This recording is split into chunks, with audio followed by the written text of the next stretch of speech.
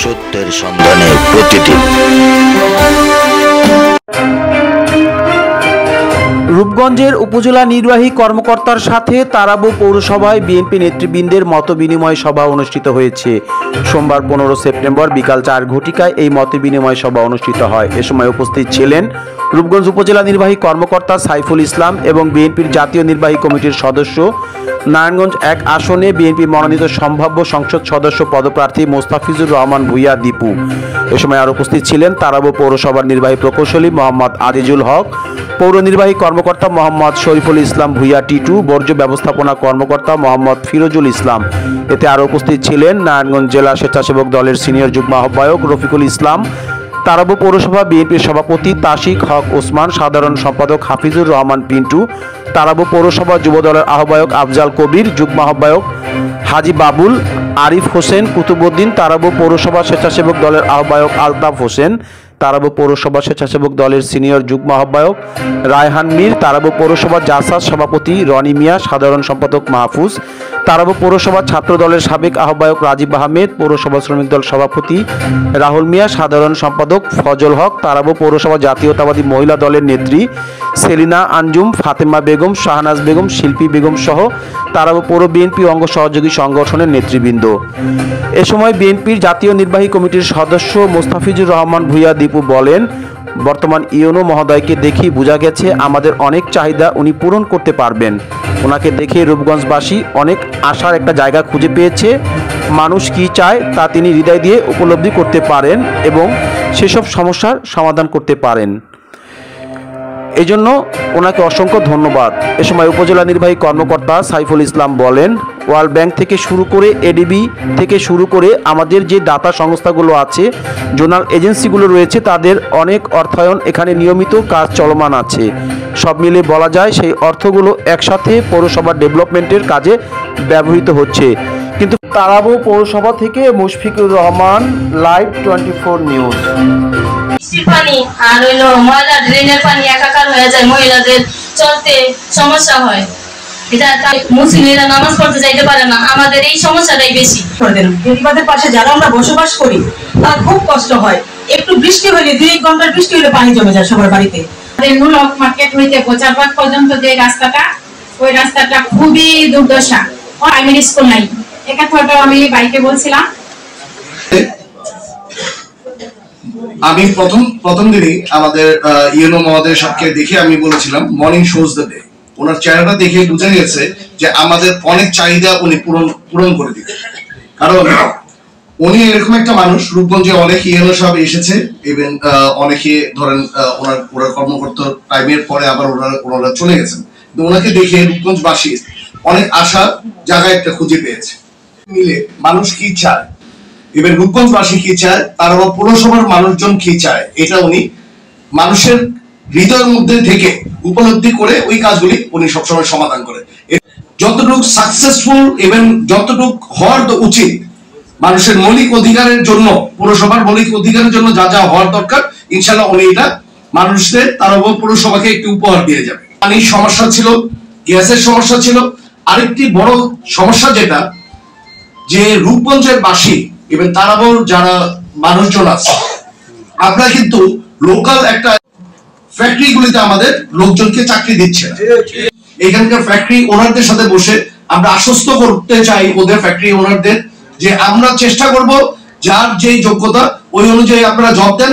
আপনাদের জব দেওয়ার পরে যদি কেউ কোনো অন্যায় করে অথবা কোনো কিছু করে, এটা আমরা দলীয়ভাবে তাকে পানিশমেন্টের আন্ডারে নিয়ে আসবো। কিন্তু গ্যাসের কিছু সমস্যা আছে, আপনারা জানেন যে বিগত সরকারের সময় আপনি কিছু লোকজন যারা এখানকার নর্মাল মা ও বোনেরা কষ্ট করে তাদের টাকা দিয়ে ওরা গ্যাস লাইনটা নিয়েছে, গ্যাস লাইন নিয়ে ওরা অনেক চেষ্টা করে মান্থলি টাকাটাও দিয়ে যাচ্ছে, কিন্তু এখন দেখতে পাচ্ছে যে গ্যাস লাইনটাকে ওই সরকার অবৈধ বলে, মানে ওরা অ্যাকচুয়ালি ঠিক করে কানেকশনটা দেয় নাই।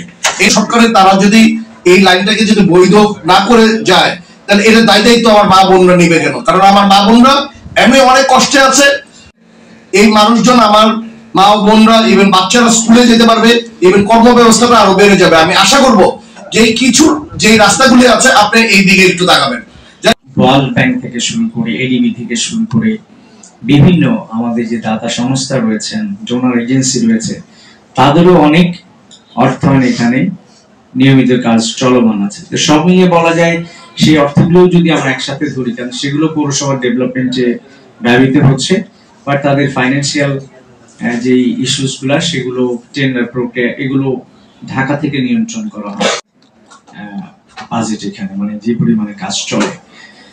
তো যেটি হয়েছে আসলে আমরা খুবই লজ্জিত যে এখানে এত বড় একটা পৌরসভা, এই পৌরসভার কাজগুলোকে আরো সঠিকভাবে আরো সুন্দর করে করা যেত, সেটি আসলে হয়নি।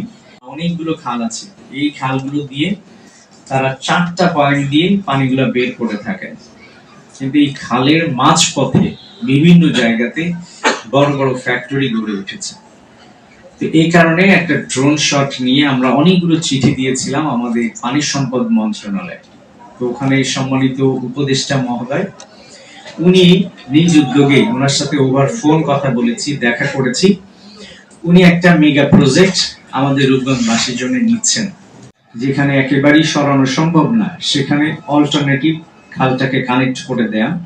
যেটা করছি, আপনারা যখনই আমার কাছে আসছেন যে এই কাজটা করার দরকার, আমরা কিন্তু সাথে সাথে এটাকে অ্যালাউ করে দিচ্ছি যে হ্যাঁ ঠিক আছে করেন। বেশি রিকোয়েস্ট আসতেছে, যে কারণে আমি একটু স্লো হয়েছি 1 মাসের মতো।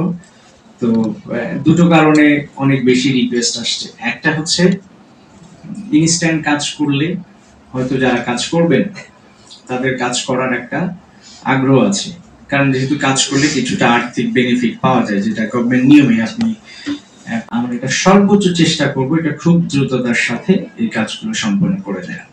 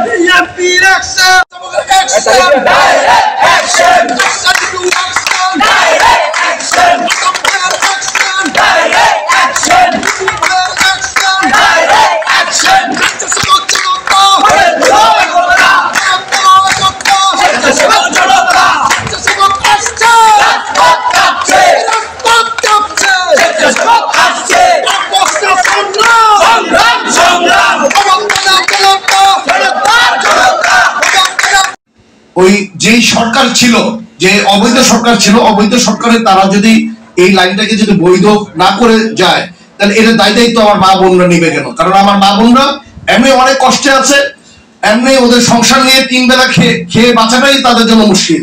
এর ভিতর এই বোঝাটা যাতে তাদের মাথায় না আসে, এটার জন্য আপনি একটু দেখবেন। এই মানুষজন, আমার মা বোনরা, ইভেন বাচ্চারা স্কুলে যেতে পারবে, ইভেন কর্ম ব্যবস্থাটা আরো বেড়ে যাবে। আমি আশা করব যে কিছু যে রাস্তাগুলি আছে আপনি এই দিকে একটু তাকাবেন। যাক, আমি আর বেশি কথা বলতে চাই না। আজকে আমি প্রথম আবার আপনাকে ধন্যবাদ জানাই যে আপনাকে দেখে আমরা এখানে সবাই এসেছি। আমরা আশা করব যে রূপগঞ্জকে রূপটা ফেরায় নিয়ে আসবেন আপনি, ইভেন তারাবাসীর যে এই মুখের হাসিটা ইনশাল্লাহ আপনার মাধ্যমে ইনশাল্লাহ ফেরত আসবে। এই বলে আমার বক্তব্য শেষ করছি। বাংলাদেশ জিন্দাবাদ।